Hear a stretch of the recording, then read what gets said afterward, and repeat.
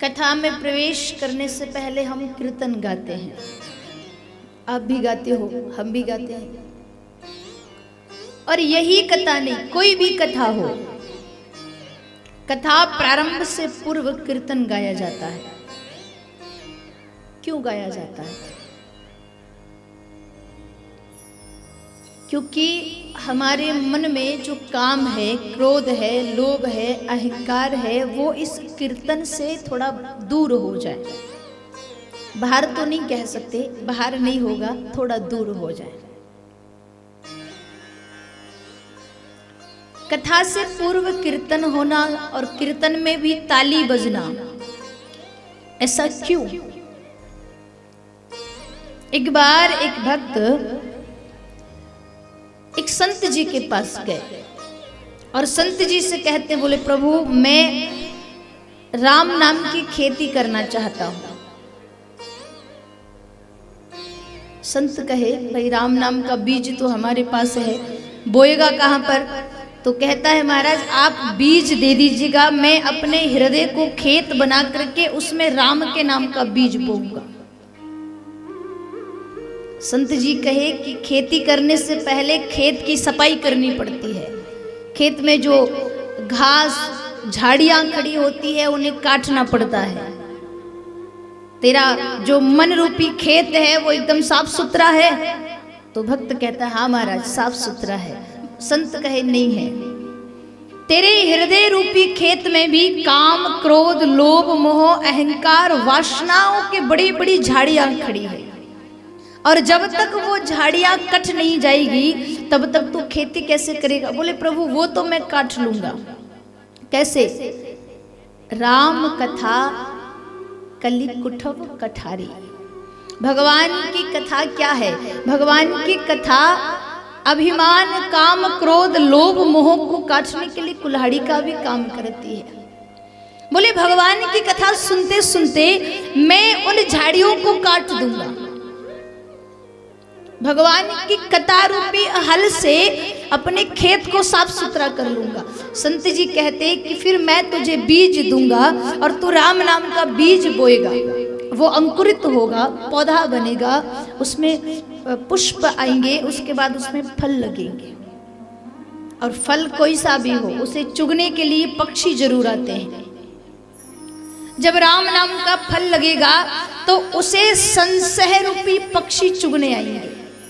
जब संशय रूपी पक्षी चुगने आएंगे तो उन पक्षियों को तू कैसे भगाएगा? तो भक्त कहता है प्रभु जहां कहीं भगवान की कथा चल रही होगी ना, मैं वहां जाकर के बैठ जाऊंगा, और जब भगवान का कीर्तन होगा तो दोनों हाथ से जोर जोर से ताली बजाऊंगा, और ताली बजाऊंगा तो संशय रूपी पक्षी भाग जाएंगे। और मानस में बाबा लिखते हैं कि राम कथा सुंदर कर तारी, संशय बिहग उड़ावन हारी। भगवान की कथा हाथों की सुंदर ताली है जो संशय रूपी पक्षियों को उड़ाती है।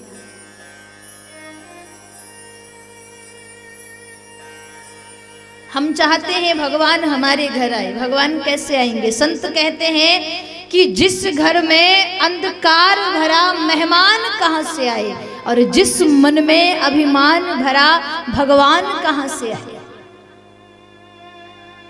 अगर घर में खूब अंधेरा होगा तो क्या कोई मेहमान हमारे घर आएगा? नहीं आएगा। ऐसे ही अगर मन में अभिमान भरा है तो भगवान कभी नहीं आ सकते। भगवान को बुलाना है, भगवान को पाना है तो मन का अभिमान दूर करना पड़ेगा।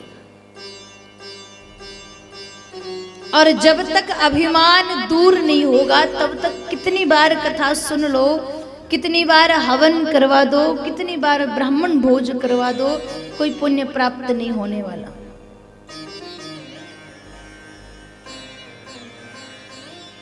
बहुत सारे भक्त तो ऐसे भी होते हैं जो यूं कहते हैं महाराज अब रोज रोज क्या कथा सुनो, एक बार सुन ली, दो बार सुन ली, 4 बार सुन ली, 10 बार सुन ली, अब रोज एक ही एक कथा है, वही भागवत है, वही राम कथा है, रोज रोज कथा को क्या सुने। पर संत कहते हैं जो ऐसा कहे ना कि रोज रोज क्या सुने, उसका मतलब हुआ कि तूने अभी तक कथा सुनी नहीं है। तू बस कथा में अपना समय बिताने के लिए आ जाता है। भागवत में वेदव्यास जी महाराज कहते हैं कि कथा पंडाल में आए हुए जो श्रोता होते ना, वो भी 3 प्रकार के होते हैं। एक होते हैं श्रोता, एक होते हैं सरोता, एक होते हैं श्रोता। पहले नंबर पे कौन आते हैं? श्रोता। श्रोता का अर्थ होता है कि कथा शुरू होने से पहले पंडाल में आकर बैठ जाए, पूरी कथा को ध्यान से सुने। जब कथा सुने तो जमाने की व्यथा को याद नहीं करे, और जब कथा विश्राम हो जाए तो प्रसाद पाकर के अपने घर जाए। एक कान से सुनकर दूसरे से निकाले नहीं, दोनों कान से सुनकर हृदय में धारण करे, वो है श्रोता। दूसरे नंबर पे आते हैं सरोता। सरोता जानते हो आप? सुपारी काटने का। अर्थात जो जीव कथा पंडाल में आकर श्रोते की तरह Qatar Qatar Qatar Qatar Qatar Qatar अपनी जुबान चलाता रहे, ना तो खुद कथा सुने ना दूसरों को सुनने दे, वो होता है श्रोता। तीसरे नंबर पे आते हैं श्रोता। श्रोता को समझते हो? घर में नींद की गोलियां खाने के बाद भी नींद नहीं आती हो, और कथा पंडाल में आते ही उबासियां आने लग जाए। और कई बार तो महाराज देखा जाता है कि जो टेंट के खंभे होते हैं उनके आसपास बहुत सारे श्रोता होते हैं, थोड़ा सहारा मिल जाए तो नींद आ जाए। पर संत कहते हैं कि भगवान ने हमें अगर सत्संग का अवसर दिया है तो श्रोता नहीं, सरोता नहीं, श्रोता बन करके हम कथा सुने।